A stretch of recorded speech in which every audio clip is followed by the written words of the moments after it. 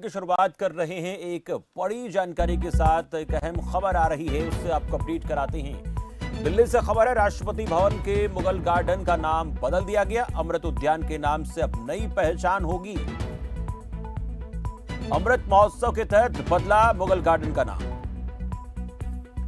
हर साल आम लोगों के लिए अमृत उद्यान खुलता है, यानी मुगल गार्डन खुलता था, अब अमृत उद्यान पर्यटकों के लिए आकर्षण का बड़ा केंद्र है।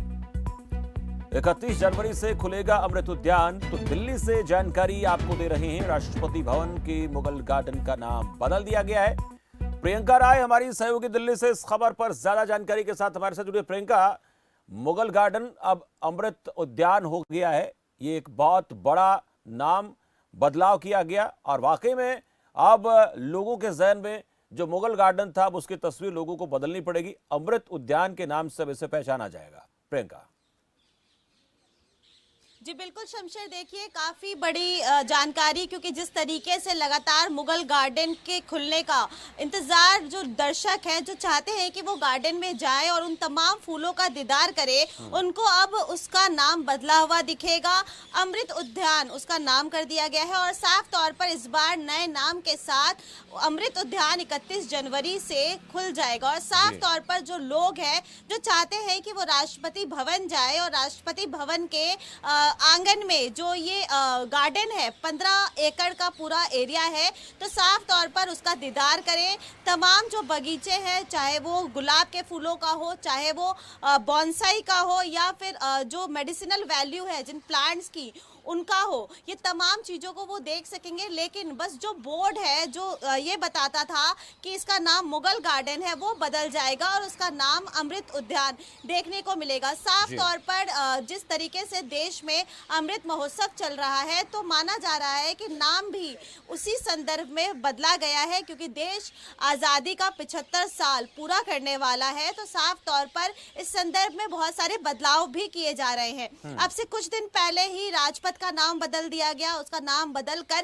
कर्तव्य पथ किया गया, और इसके पहले जो 7 रेस कोर्स रोड है उसका नाम भी बदलकर लोक कल्याण मार्ग कर दिया गया था। तो साफ तौर पर नामों का बदलाव देखने को मिल रहा है और इसी संदर्भ में मुगल गार्डन का नाम भी बदल दिया गया है। आइडेंटिटी नहीं होगी, लेकिन चीजें वैसी ही होंगी, उतनी ही खूबसूरत वैसी ही रहेंगी। प्रियंका, इससे इनकार नहीं कर सकते, चीजें वैसी ही रहेंगी, सड़कें वैसी रहेंगी, रास्ते वैसे रहेंगे। लेकिन अब एक बात और कहीं ना कहीं सामने आने वाली है, जो यहाँ पर बहुत सारे सड़कों के नाम ऐसे हैं जो मुगल शासनकाल के दौरान के नाम हैं, उनका भी कहीं ना कहीं आने वाले दिनों में नाम बदलते हुए देखा जा सकता है। क्योंकि भारतीय जनता पार्टी के एक प्रयास रहा है, उनकी एक ये बात कहने के लिए सामने आते हैं कि हम जो है स्वदेशी राष्ट्रवाद, इन तमाम मुद्दों को लेकर आगे बढ़ रहे हैं। तो ऐसे में उनके नाम भी बदलने की एक परंपरा की शुरुआत हो सकती है, जैसे कि अब मुगल गार्डन का नाम बदला गया है।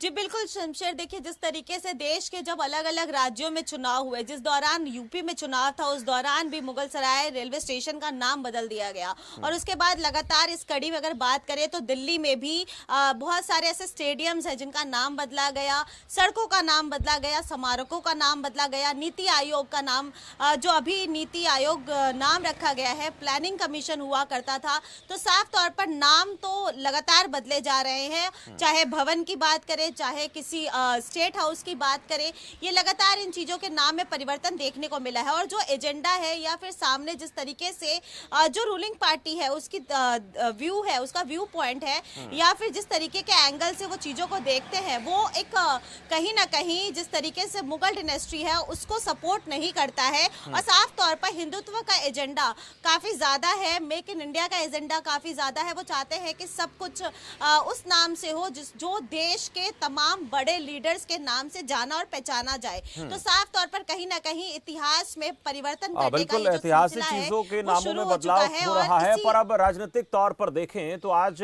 क्या किसी पॉलिटिकल पार्टी के, विपक्ष की राजनीतिक पार्टी के लोगों का रिएक्शन इस पर सामने आया है, या अभी लोग इस पर कुछ ज्यादा बोलने से बच रहे हैं? क्योंकि आने वाले दिनों में हम सत्र देखेंगे, उस सत्र में, संसद के सत्र में भी हो सकता है ये मसला उठ सकता है। लेकिन अगर रिएक्शन ऐसे नहीं है, नेगेटिव नहीं है, तो फिर हो सकता है कि इस मामले पर कोई चर्चा ज्यादा ना हो।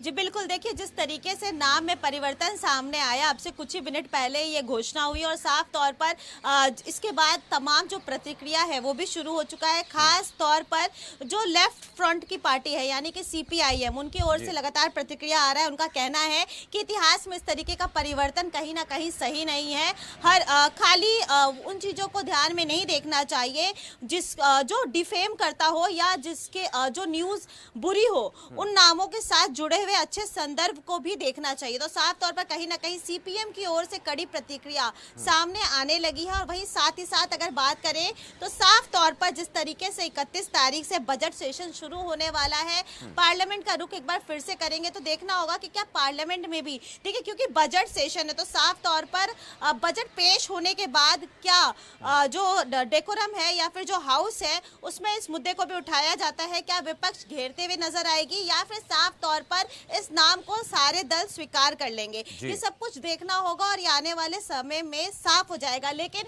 नाम बदला गया है और आम जनता के लिए इसी परिवर्तित नाम के साथ 31 जनवरी से एंट्री की शुरुआत हो जाएगी। 12 फरवरी से लेकर 15 मार्च तक मुगल गार्डन आम जनता के लिए खुल जाएगा और साफ तौर पर आम जनता एक बार फिर से उस जगह का दीदार कर पाएंगे। तमाम जो पौधे हैं जो कि 15 एकड़ प्रेमिसेस में लगाए गए हैं। और साफ तौर पर शमशेर, जो एक और गौर करने वाली बात है वो ये है कि ये दूसरी बार होगा इतिहास में जब राष्ट्रपति भवन का नाम बदला जाएगा। राष्ट्रपति भवन आजादी के पहले विसरॉय के नाम से जाना जाता था, विसरॉय हाउस कहते थे। लेकिन इंग्लैंड से एडविन ल्यूटियन को दिल्ली बुलाया गया था और उन्होंने प्रेसिडेंट हाउस को पूरा आर्किटेक्ट किया, डेकोर किया और इसका नाम बदल कर राष्ट्रपति भवन रखा गया। तो साफ तौर पर आजाद भारत में ये पहली बार होगा जब मुगल गार्डन का नाम है वो बदला जाएगा। और इसके पहले अगर बात करें तो साफ तौर पर विसरॉय हाउस के नाम से ये पूरा प्रेमिसेस जाना जाता था। तो कहीं ना कहीं इतिहास परिवर्तनशील है, लेकिन परिवर्तन किसका कर रहे हैं और किस बुनियाद पे कर रहे हैं ये तर्क जरूरी है। चलिए, बहुत शुक्रिया प्रियंका इस पूरी जानकारी के लिए। तो मुगल गार्डन का नाम बदल दिया गया, अमृत गार्डन के नाम से इसको अब जाना जाएगा, अमृत उद्यान के नाम से इसको जाना जाएगा। हर साल आम लोगों के लिए खुलता है, इस बार भी खुलेगा। नाम बदला गया है, चीजें वैसी की वैसी जैसे लोग पहले देखते रहे, उनमें कोई परिवर्तन नहीं किया गया है।